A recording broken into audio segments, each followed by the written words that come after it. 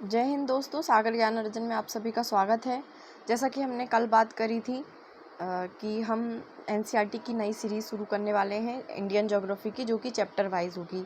मतलब कि टॉपिक के हिसाब से होगा और क्लास के हिसाब से नहीं होगा। जैसे आज हमारा चैप्टर होगा पहला अवस्थिति। अवस्थिति में हम देखेंगे फर्स्ट चैप्टर में कि ये लिया कहाँ से गया है। तो जैसे एनसीईआरटी सिक्स्थ क्लास की एनसीईआरटी है पृथ्वी हमारा आवास, उसका अध्याय 6 है। और 9th क्लास की है समकालीन भारत, जिसका अध्याय 1 है। और है क्लास 11th जिसका है भारत भौतिक पर्यावरण, जिसका अध्ययन है जिसका अध्याय है 1। यानी हम 3 क्लासेस के कंपाइलेशन पढ़ेंगे अवस्थिति के परिप्रेक्ष्य में। अगर हम परिचय की बात करें तो भारत विशाल भौगोलिक विस्तार वाला देश है। इसका क्षेत्रफल 3.28 मिलियन वर्ग किलोमीटर है, जो विश्व के कुल क्षेत्रफल का 2.4% है। उत्तर में यह विशाल हिमालय से घिरा है। ये इसका पूरा संरचना बता रहे हैं कि अगर हम उत्तर में देखेंगे तो उत्तर में कहाँ है, ये किससे घिरा हुआ है? हिमालय से। पश्चिम में अरब सागर से, पूर्व में बंगाल की खाड़ी से और दक्षिण में हिंद महासागर, जो भारतीय प्रायद्वीप के तटों से संलग्न है। इस तरह से ये इसकी संरचना क्या होती है। विचारणीय बिंदु क्या है? ऐतिहासिक रूप से भारत की स्थिति ने उसे अपने पूरे इतिहास में विश्व व्यापार में एक केंद्रीय स्थान बनाए रखने में मदद की है। दूसरी ओर इसने भारतीय राजनीतिक संस्थाओं में विकास में बाधा डाली है। अगर राजनीतिक संस्थाएं हम बोले तो इसमें क्या करा है? विकास में बाधा डाला है और उन्हें हिमालय और हिंद महासागर की सीमा तक सीमित कर दिया है। हिमालय की वजह से इस तरफ आना और हिंद महासागर की वजह से आना थोड़ा सा दिक्कत का रहा। इस वजह से हम ये कह सकते हैं कि भारतीय राजनीतिक संस्थाओं में विकास में बाधा डाली है। क्या आपको लगता है कि विश्व मानचित्र पर भारत का स्थान दो-धारी तलवार है? यदि हाँ, तो भारत की स्थिति के कारण उत्पन्न होने वाले लाभ और हानियों का पता लगाएं। यह आपका वर्क रहेगा कि आप पता लगाएंगे कि क्यों हम ये कह रहे हैं कि दो-धारी तलवार है भारत का स्थान। आपको ये पता लगाना है। आप देखेंगे, अगर जैसे मैं हिंट दूँ तो क्या है कि ये पहले पुराना विश्व और नए विश्व के हिसाब से है। जो भारत का आधा हिस्सा है वो नए विश्व का है और जो पुराना है यानी कि जब वो टूट कर आया था ओशियन से, तो उस हिसाब से इसको ऐसा कहा गया है। भारत और विश्व में भारतीय भूभाग एशिया महाद्वीप के पूर्व और पश्चिम एशिया के मध्य में स्थित है। मतलब देखिए, हम इसे चित्र से समझते हैं।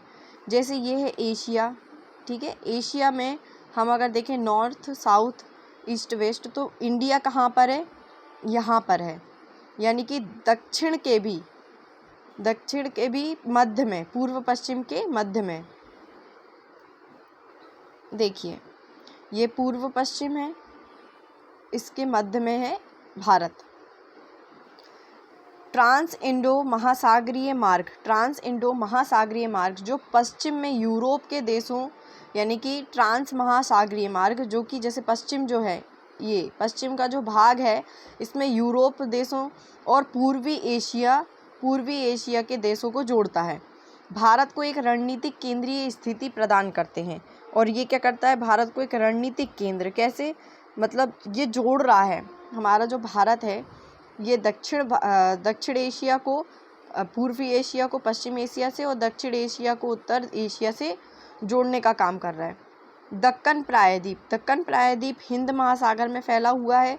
दक्कन प्रायद्वीप हिंद महासागर में ये है हमारा हिंद महासागर, जो कि हमारे भारत के दक्षिण में है।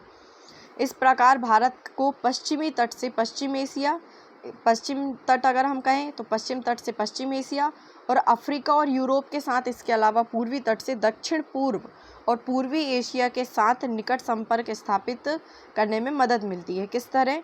यह है ये है ऑस्ट्रेलिया और ये है एशिया।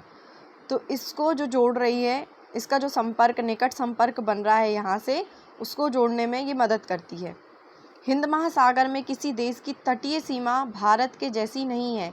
हिंद महासागर में किसी की भी तटीय सीमा ऐसी नहीं है, क्योंकि भारत की सबसे बड़ी तटीय सीमा है। देखिए, अगर हम जूम करके देखें तो यह है हिंद महासागर और यह है भारत। किसी की भी तटीय सीमा इस तरह से नहीं लगी हुई है हिंद महासागर में। भारत की इसी महत्वपूर्ण स्थिति के कारण हिंद महासागर का नाम इसके नाम पर रखा गया। अगर ये क्वेश्चन आता है यूपीएससी में, इस कथन कारण जैसे क्वेश्चंस आते हैं, अगर ये पूछा जाए कि हिंद महासागर का नाम भारत के नाम पर क्यों पड़ा, तो हम ये कह सकते हैं कि हिंद महासागर में किसी भी देश की इस तरह से सीमा नहीं लगी है जिस तरह से भारत की लगी है। मतलब बड़ी लंबी भी है और स्पष्ट लगी हुई है। अब हम देखते हैं भारत के पड़ोसी देशों को। भारत के पड़ोसी देश। भारत एशिया महाद्वीप के दक्षिण मध्य भाग में स्थित है। भारत एशिया में कहाँ पर? दक्षिण मध्य में, मतलब दक्षिण के भी मध्य में स्थित है।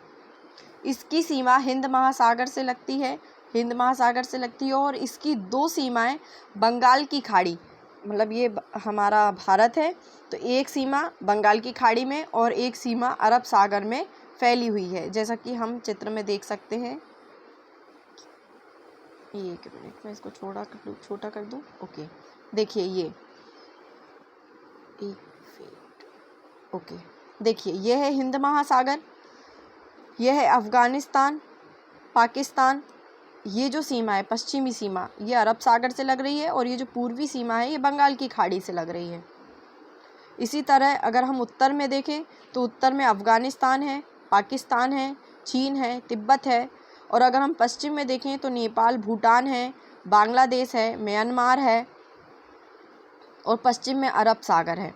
दक्षिण में श्रीलंका और मालदीव है जो कि हमारी समुद्री सीमा बनाते हैं भारत से। ठीक है, दो देश ऐसे हैं जो समुद्री सीमा बनाते हैं। प्रायद्वीपीय भारत की समुद्री स्थिति ने समुद्री और वायु मार्ग के माध्यम से अपने पड़ोसी राष्ट्रों को मार्ग प्रदान किया है। प्रायद्वीपीय भारत, ये जो प्रायद्वीपीय भारत है इसकी समुद्री स्थिति 7 देश अर्थात उत्तर पश्चिम में पाकिस्तान। कौन कौन से 7 देश हमारे देश से सीमा लगाते हैं वो मैंने आपको चित्र में बता दिया। एक बार मैं आपको टेक्स्ट में बता देती हूँ कि 7 देश कौन कौन से। उत्तर पश्चिम में जैसे ये भारत है तो उत्तर पश्चिम में कौन कौन है? पाकिस्तान, अफगानिस्तान। उत्तर में चीन, नेपाल, भूटान तथा पूर्व में म्यांमार, बांग्लादेश के साथ सीमा साझा करते हैं। ठीक है, दिशा के हिसाब से याद रखना है। उत्तर पश्चिम में पाकिस्तान, अफगानिस्तान, उत्तर में चीन, नेपाल, भूटान और पूर्व में म्यांमार, बांग्लादेश। इसी तरह भारत के पड़ोसियों में अफगानिस्तान, नेपाल, भूटान किसी भी समुद्र से या महासागर से अपनी सीमा नहीं लगाते हैं। कौन कौन से? अफगानिस्तान, नेपाल और भूटान। ये कैसे देश हैं? स्थलबद्ध हैं। स्थलबद्ध मतलब जिनकी सीमा किसी भी अंतर्राष्ट्रीय जल से नहीं लगती है, उसे हम सीमाबद्ध देश कहते हैं। तो इसी प्रकार से 3 ऐसे देश हैं जो किसी भी समुद्र से सीमा नहीं लगाते हैं और वो किसके पड़ोसी हैं? भारत के। अफगानिस्तान, नेपाल, भूटान। हिंद महासागर में हमारे पड़ोसी द्वीप श्रीलंका और मालदीव स्थित हैं। ये क्या है? ये समुद्री सीमा लगाते हैं। श्रीलंका मन्नार की खाड़ी और पाक जलडमरू मध्य द्वारा भारत से अलग होता है। जैसे ये हमारा भारत है और ये है श्रीलंका, तो ये जो बीच में है ये क्या है? पाक जलडमरू मध्य है और ये मन्नार की खाड़ी से इसको अलग करते हैं। जबकि मालदीव द्वीप समूह लक्षद्वीप द्वीप समूह के दक्षिण में स्थित है।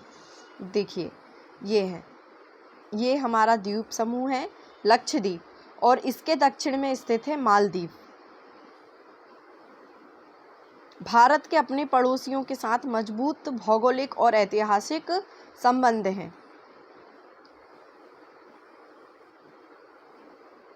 भारत का भौगोलिक विस्तार। अब हम भारत के भौगोलिक विस्तार को पढ़ेंगे अक्षांश और देशांतर के हिसाब से। भारत उत्तरी गोलार्ध में स्थित है। भारत पूरा का पूरा कहाँ स्थित है? उत्तरी गोलार्ध में। देखिए ये कैसे, ये बीच में से अक्षांश गया है, इसके ऊपर है और ये गया है देशांतर, तो इसके भी ये पूरे उत्तरी में है, उत्तरी में पूरा स्थित है। अगर हम पूरे गोलार्ध में देखें तो देखिए उत्तर से दक्षिण 8 डिग्री 4 मिनट उत्तर और 37 डिग्री 6 मिनट उत्तर अक्षांश के बीच लद्दाख से कन्याकुमारी, यानी कि लद्दाख और कन्याकुमारी तक कितनी इसकी लंबाई है? 3200 किलोमीटर। और पूर्व से पश्चिम 68 डिग्री 7 पूर्वी और 97 डिग्री 25 मिनट पूर्वी देशांतर के बीच, यानी अरुणाचल प्रदेश से कच्छ तक कितनी 2900 किलोमीटर भारत का मुख्य भाग फैला हुआ है। कहाँ से कहाँ तक, देखिए हम इसको थोड़ा चित्र में समझ लेते हैं।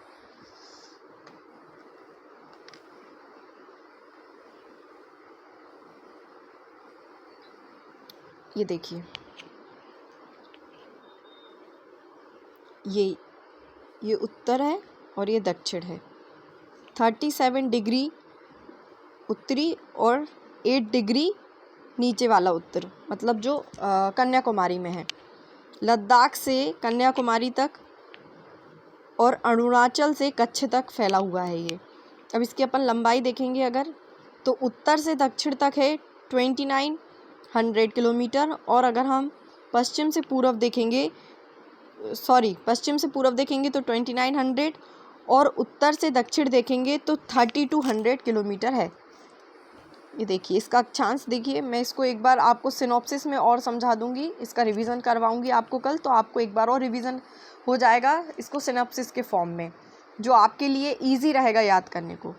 ठीक है फ्रेंड्स, और आप भी रिवीजन करके आएंगे जिससे आपको ये सब इजी लगे, नहीं तो पूरा ऐसा लगेगा जैसे पहली बार पढ़ रहे हैं, है ना। मुख्य भूमि के दक्षिण पूर्व तथा दक्षिण पश्चिम में क्रमशः अंडमान और निकोबार द्वीप समूह और लक्षद्वीप द्वीप समूह बंगाल की खाड़ी और अरब सागर में स्थित है। ठीक है, फिर से देखते हैं मुख्य भूमि कौन कौन सी, दक्षिण पूर्व और दक्षिण पश्चिम में। अगर दक्षिण पूर्व देखेंगे तो अंडमान और निकोबार द्वीप समूह है, और दक्षिण पश्चिम देखेंगे तो लक्षद्वीप है। अब देखिए, मैं इसको आपको चित्र में समझाती हूँ तो और अच्छे से समझ में आएगा। ये है हमारा दक्षिण पश्चिम, जहाँ पे लक्षद्वीप स्थित है। कहाँ पे स्थित है? ये अरब सागर में। और अगर हम दक्षिण पूर्व देखें तो दक्षिण पूर्व में अंडमान और निकोबार द्वीप समूह स्थित है, जो कि कहाँ पे स्थित है? बंगाल की खाड़ी में। इसके अलावा इसकी स्थल सीमा लगभग 15,200 किलोमीटर है, और समुद्र की सीमा तट की कुल लंबाई अंडमान निकोबार द्वीप समूह सबको मिलाकर कितनी है? 75,16 किलोमीटर। ओके फ्रेंड, मतलब कि अगर हम स्थल से देखें तो 15,200, और अगर हम समुद्री सीमा से जो लगी हुई है अंडमान निकोबार के साथ, वो है 7,516 किलोमीटर। भारत की क्षेत्रीय सीमा तट से 12 समुद्री मील, मतलब ये है हमारा भारत, और इसकी सीमा से 12 समुद्री मील ये लंबाई है। ये क्या कहलाएगी? ये हमारी समुद्री सीमा कहलाएगी। क्षेत्रीय सीमा जो कि हमारे अंतर्गत, यानी किसी भी देश के अंतर्गत आती है, वो 12 समुद्री मील तक की कहलाती है, की ओर फैली हुई है। ठीक है, क्या आप जानते हैं? ये जान लेते हैं अपन। 82 डिग्री 30 मिनट पूर्व को भारत के मानक माध्यान्ह रेखा के रूप में चुना गया है। भारत का माध्यान्ह रेखा क्या है? 82 डिग्री 30 मिनट पूर्व। भारत का भौतिक एवं प्रशासनिक विभाजन देखते हैं। भौतिक विभाजन में भारत को पर्वतों, पठारों, मैदानों, तटों और द्वीपों जैसी विविध भौतिक विशेषताओं को चिन्हित किया गया है, जो कि चित्र 1.4 में है। ये यहाँ पे देखिए, ये जो है ये हिमालय से लगा हुआ है। मतलब अगर हम देखें उत्तर पश्चिम का जो भाग है भारत का, वो पूरा उसमें क्या हिमालय फैला हुआ है। और अगर हम उसके दक्षिण में देखें तो उत्तरी मैदान फैला हुआ है। अगर हम भारत के उत्तर पश्चिम में देखेंगे तो भारतीय मरुस्थल फैला हुआ है। और अगर हम दक्षिण में जाएंगे तो दक्षिण में हमको पश्चिमी पठार और पश्चिमी तटीय रेखा और पूर्वी तटीय रेखा, तटीय श्रेणी देखने को मिलेगी। और यहाँ बीच में है दक्कन का पठार। ठीक है फ्रेंड, देखिए इसमें हमको इस तरह से प्रश्न पूछे जा सकते हैं। आपको थोड़ा मैं ऐसे दिखा दूं कि हिमालय के दक्षिण में क्या है। हिमालय के दक्षिण में क्या है? शिवालिक है। शिवालिक के दक्षिण में क्या है? उत्तरी मैदान है। ठीक है, यहाँ से ब्रह्मपुत्र नदी आती है चीन से, और यहाँ पे आके गंगा में मिल जाती है, और फिर जाके बंगाल की खाड़ी में बह जाती है। ठीक है, इस प्रकार से क्वेश्चन आ सकते हैं। अरावली श्रेणी है, विंध्याचल श्रेणी है, तो पूछ सकते हैं अरावली श्रेणी और विंध्याचल श्रेणी के बीच में कौन सी नदी है? तो कौन सी है फ्रेंड? चंबल नदी है। फिर सेकंड ये पूछ सकते हैं कि विंध्याचल श्रेणी और सतपुड़ा श्रेणी के बीच में कौन सी नदी बहती है? तो कौन सी बहती है? नर्मदा नदी बहती है। इस तरह से आपको उत्तर से दक्षिण, दक्षिण से पूर्व, दक्षिण से उत्तर, पूर्व से पश्चिम, पश्चिम से पूर्व, इस तरह से आपको याद करना होगा क्योंकि इस प्रकार से क्वेश्चन आते हैं।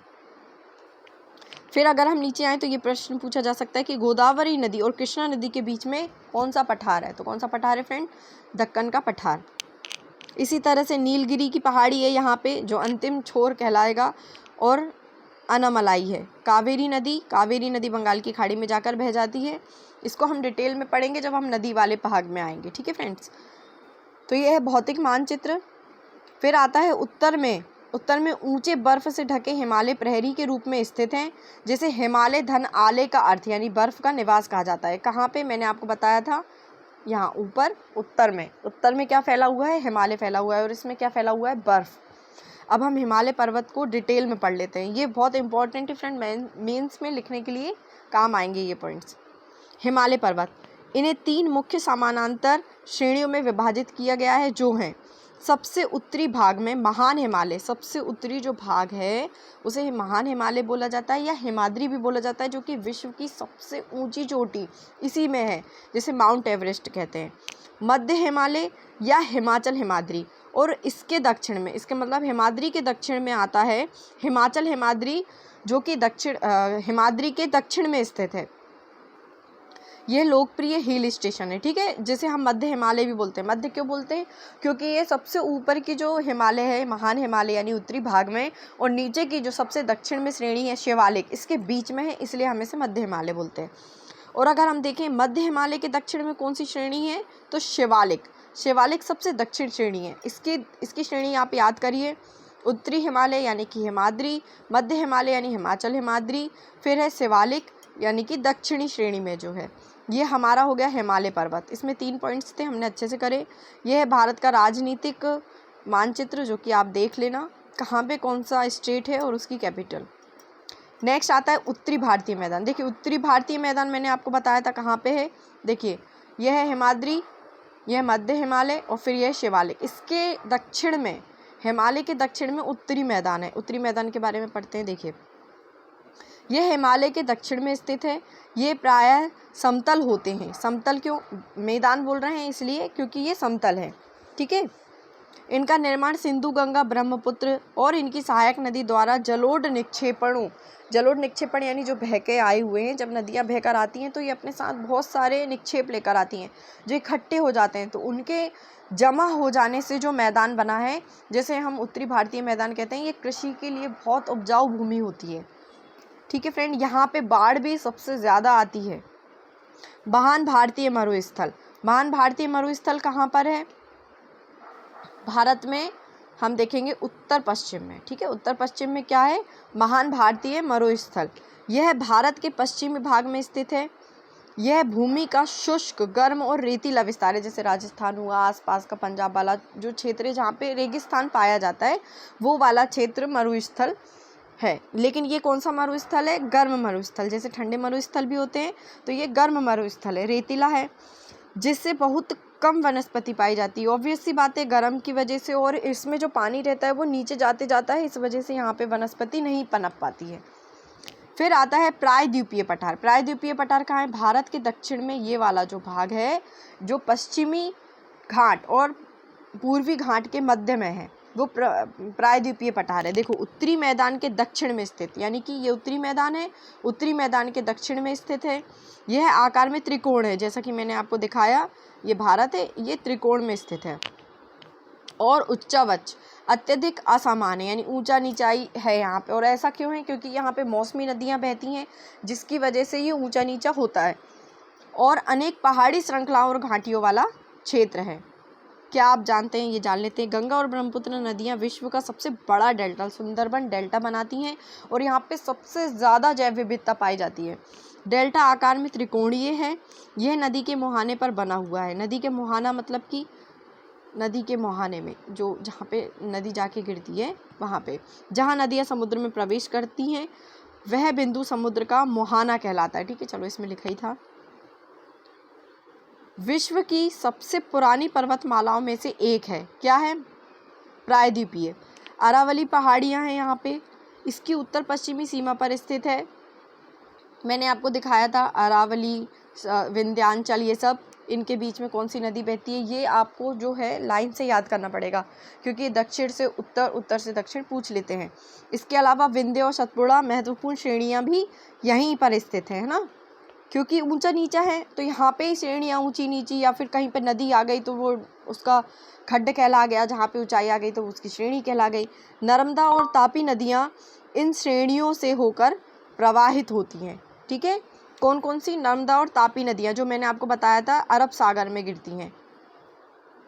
ठीक है, पश्चिम की ओर बहने वाली नदियां हैं जो अरब सागर में गिरती हैं। लिखाइए, पश्चिमी घाट या सह्याद्री पश्चिम में प्रायद्वीप पठार की सीमा बनाती हैं। जो पश्चिमी घाट है, देखो ये जो पश्चिमी जो घाट है, ये पश्चिमी सह्याद्री, इसको पश्चिमी सह्याद्री भी बोला जाता है, जो प्रायद्वीप की सीमा बनाती है। मतलब कि अगर हम पश्चिमी घाट और पूर्वी घाट को मिला दें तो ये किसकी सीमा बना रही हैं? ये प्रायद्वीपी पठार की सीमा बना रही हैं। ठीक है, तो ये देखिए, पश्चिमी घाट जिसको सह्याद्री पश्चिम भी कहते हैं, प्रायद्वीप पठार की सीमा बनाते हैं। पूर्वी घाट पूर्वी सीमा का निर्माण करते हैं। पूर्वी पठार घाट जो है वो पूर्वी सीमा का निर्माण करेंगे। जबकि पश्चिमी घाट लगभग समानांतर और सतत है, यानी कि कैसा? ऊबड़ खाबड़ नहीं है। अगर हम पश्चिमी घाट को देखेंगे तो ये समानांतर है, बिल्कुल समान है और ऊबड़ खाबड़ नहीं है, सीधे सतत है। और पूर्वी घाट विस्तार सतत नहीं है, लगातार नहीं है और अनियमित है। देखिए, ये क्वेश्चन आ सकता है, पूर्वी घाट और पश्चिम घाट का अंतर के उसमें पूछा जा सकता है, और ये आया भी है प्रीवियस क्वेश्चन में। हम दूसरे दिन यानी कल हम 12 तारीख को क्या करेंगे? इसके सिनॉप्सिस बनाएंगे, जो कि हमारा 15 या 10 मिनट का लेक्चर होगा। सिनॉप्सिस बनाकर मैं आपको उसको एक्सप्लेन करूँगी, और उसमें हम तीसरे दिन ये देखेंगे कि कौन कौन से क्वेश्चंस प्रीवियस पेपर में आए हुए हैं, मेंस में भी और PYQ में यानी प्रीलिम्स में भी। अगर होगा तो हम कल ही कर लेंगे, और नहीं हो पाया तो हम दूसरे दिन करेंगे। लेकिन आप लोगों को रिवीजन करके आना है। जब हम क्वेश्चन करें तो हमको पता होना चाहिए कि ये क्वेश्चन का आंसर क्या है। ठीक है, अब आता है पश्चिमी घाट, ये हो गया है हमारा। अब आ रहा है तटीय मैदान। तटीय मैदान कौन सा है? देखिए, तटीय मैदान दो हैं, पश्चिमी और पूर्वी। ठीक है, जो पश्चिमी है वो अरब सागर से लेकर पूर्व में बंगाल की खाड़ी तक विस्तृत है। पश्चिमी तटीय मैदान बहुत संकीर्ण है, पतला है, और पूर्वी तटीय मैदान बहुत ही चौड़ा है। सीधी सी बात है, वो पतला भी है, आई मीन सतत है। कौन सा? पश्चिमी तट। और जो पूर्वी तट है वो सतत नहीं है, अनियमित है। ठीक है, जिसमें देखिए महानदी गोदावरी कृष्णा कावेरी पूर्व की ओर बहने वाली नदियाँ हैं। कौन कौन सी? महानदी गोदावरी कृष्णा कावेरी पूर्व की ओर बह रही हैं और बंगाल की खाड़ी में गिरती हैं। पूर्व की ओर बहेंगी तो ऑब्वियस है कि बंगाल की खाड़ी में ही गिरेंगी, जिसका मुहाना कैसा है? उपजाऊ। मुहाना हमेशा उपजाऊ होता है। क्यों होता है? क्योंकि वहाँ पे बहुत सारी निक्षेप जाकर इकट्ठे हो जाते हैं, इसलिए। सुंदरबन डेल्टा का निर्माण करते हैं, वहाँ होता है जहाँ गंगा ब्रह्मपुत्र बंगाल की खाड़ी में गिरती है, यानी ये नदियाँ कहाँ? सुंदरबन में ही जाती हैं और इकट्ठा ही सुंदरबन डेल्टा का निर्माण करती हैं। सुंदरबन डेल्टा का निर्माण वहाँ होता है जहाँ ब्रह्मपुत्र और गंगा नदी है, मतलब गिरती है। द्वीप समूह क्या है? दो हैं, मैंने आपको बताया था द्वीप समूह दो हैं, एक अरब सागर में और एक बंगाल की खाड़ी में। यहाँ पर है लक्षद्वीप और यहाँ पर है अंडमान और निकोबार। ये हमारा क्या है? ये हमारी भारतीय संरचना है, भारत की संरचना। ठीक है, ये मैं आपको बता चुकी हूँ। प्रशासनिक ढांचा देखिए, भारत एक विशाल देश है। प्रशासनिक उद्देश्यों के लिए यहाँ पे 28 राज्य और 8 संघ राज्य क्षेत्र हैं, यानी कि यूटी कितने हैं? 8 हैं और 28 राज्य हैं। ये आप चित्र में देख लीजिएगा। राष्ट्रीय राजधानी क्षेत्र नई दिल्ली भारत की राजधानी है। ठीक है, अब हम इसका निष्कर्ष देख लेते हैं। निष्कर्ष: किसी देश की भौगोलिक स्थिति का प्रभाव उसकी जलवायु, आर्थिक गतिविधियों, संस्कृति, रक्षा पर भी पड़ता है। देखिए, हमारे भारत में बहुत ज़्यादा विविधता पाई जाती है। इसकी बहुत सारी वजह हैं। एक तो भौगोलिक स्थिति, जैसा कि हमने देखा हर प्रकार से अलग अलग भौगोलिक स्थिति, कहीं तटीय मैदान है तो कहीं प्रायद्वीप है तो कहीं घाट है तो कहीं मरुस्थल है, मैदान है, हर प्रकार की यहाँ पे भूमि पाई गई है। जलवायु देखें तो जलवायु में भी विविधता है, आर्थिक गतिविधियों में विविधता है, संस्कृति में है, रक्षा में है, खान पीन पहनावे में, हर चीज़ में यहाँ पे विविधता देखने को मिलती है। अपने देश के बारे में बेहतर समझ रखने के लिए उसकी अवस्थिति और उससे होने वाले लाभ और हानियों का अध्ययन करना आवश्यक है। अगर हम हमारे देश को बेहतर तरीके से समझना चाहते हैं तो हमें उसकी अवस्थिति का भी पता होना चाहिए और उससे होने वाले लाभ और हानियों का भी पता होना चाहिए। इसके अलावा भारत की प्रमुख नीतियाँ अर्थात आर्थिक नीतियाँ, ऊर्जा नीतियाँ, विदेश व्यापार नीतियाँ, रक्षा नीतियाँ और विदेश नीतियाँ भारत की प्रमुख भूमिका को ध्यान में रखती हैं। कौन कौन सी नीतियाँ हैं? देखिए, आर्थिक, ऊर्जा, विदेश व्यापार, रक्षा और विदेश। ठीक है, अब हम कुछ शब्दावलियाँ देख लेते हैं जो हमारे ऊपर जितने भी आई थी उसमें। अक्षांश, विषुवत वृत्त से ध्रुवों तक सभी समानांतर वृत्तों को अक्षांश कहते हैं। देखिए, जैसे ये है हमारा गोलार्ध और बीच में ये गई है अक्षांश, और क्या है, ये विषुवत वृत्त से ध्रुवों तक, यानी कि ये विषुवत वृत्त है, ये जो जा रही है ये ध्रुवों तक जाएंगी। ये इसे कहते हैं समानांतर वृत्त और इसी को कहते हैं अक्षांश। फिर आता है देशांतर। देशांतर ग्लोब पर किसी स्थान की उत्तर से दक्षिण स्थिति को निर्दिष्ट करता है। मतलब जैसे ये है तो ये ध्रुवों से ध्रुवों तक ही जाती है, और ये सारी रेखाएं बराबर होती हैं क्योंकि ये ध्रुव से ध्रुव तक आएंगी, इसलिए ये रेखाएं सारी बराबर रहती हैं और ये उत्तर से दक्षिण की स्थिति को निर्दिष्ट करती हैं। फिर आता है कर्क रेखा। कर्क रेखा भूमध्य रेखा के उत्तर 23.5 डिग्री 30 मिनट पर स्थित है। सबसे उत्तरी अक्षांश को चिन्हित करती है जिस पर दोपहर के समय सूर्य सीधे सिर के ऊपर दिखाई देता है। ठीक है, जैसे ये गोलार्ध है, ये हमारा है विषुवत वृत्त, ये है हमारी कर्क रेखा, ये है हमारी मकर रेखा। फिर आता है आर्कटिक वृत्त, आर्कटिक उत्तर में, दक्षिण में, इस तरह से। मानक मध्याह्न रेखा, यह एक देशांतर रेखा है जो देश के लिए मानक समय निर्धारित करती है। देश के लिए क्या करती है, मानक समय, क्योंकि कुछ देश ऐसे हैं जो बहुत बड़े हैं, जैसे रसिया में बहुत ज़्यादा मतलब 4 से ज़्यादा शायद 8 मानक समय वहाँ पे माना जाता है। अपने देश में एक ही समय माना जाता है। भारत की मानक मध्याह्न रेखा है 82 डिग्री 30 मिनट पूर्वी देशांतर। यह मिर्ज़ापुर उत्तर प्रदेश से होकर गुजरती है। कहाँ से होकर गुजरती है फ्रेंड्स, मिर्ज़ापुर उत्तर प्रदेश। द्वीप क्या होता है, यह भूमि एक भाग है जो चारों ओर से जल से घिरा हुआ है। देखिए, अगर कोई छोटा सा क्षेत्रफल है और वो चारों तरफ से जल से घिरा हुआ है तो उसे द्वीप बोलेंगे, और अगर कोई बड़ा क्षेत्रफल है जो चारों तरफ से जल से घिरा हुआ है तो उसे महाद्वीप बोलते हैं। तटीय मैदान, यह समुद्र के किनारे में भूमि एक समतल या निचला मैदान है। कहाँ पे, जैसे समुद्र है, समुद्र के तट के किनारे पर स्थित, उसे क्या कहते हैं, तटीय मैदान। फिर आता है जलोढ़ निक्षेप। ये महीन मिट्टी के कण हैं जो नदियों द्वारा लाकर नदी घाटियों में निक्षेपित किए जाते हैं। सहायक नदी ये वो होती है, ऐसी जलधारा होती है जो दोनों ओर से मुख्य नदी में अपना जल प्रवाहित करके मुख्य नदी में योगदान करती है। प्रायद्वीप क्या होता है, यह भूमि का एक टुकड़ा होता है जो 3 दिशाओं से, ठीक है, जो 3 तरह से, जैसे हमारा भारत 3 ओर से जल से घिरा हुआ है, इसलिए इसे क्या कहते हैं, हम प्रायद्वीप बोलते हैं। ठीक है, ओके फ्रेंड्स, थैंक यू। ये हमारा चैप्टर कंप्लीट हो गया है। अब हम इसके सिनॉप्सिस लेकर आएंगे जो कि आपके लिए बहुत हेल्प करेंगे। उस सिनॉप्सिस को आपको हर 15 दिन में रिपीट करना है जिससे आप उसको भूले नहीं, और उससे रिलेटेड हम PYQ भी लाएंगे, चाहे मेंस के हों चाहे प्रीलिम्स के हों। अगर नहीं बनेंगे तो अपन दूसरे दिन मेंस के आंसर को भी देखेंगे। Okay friends, thank you.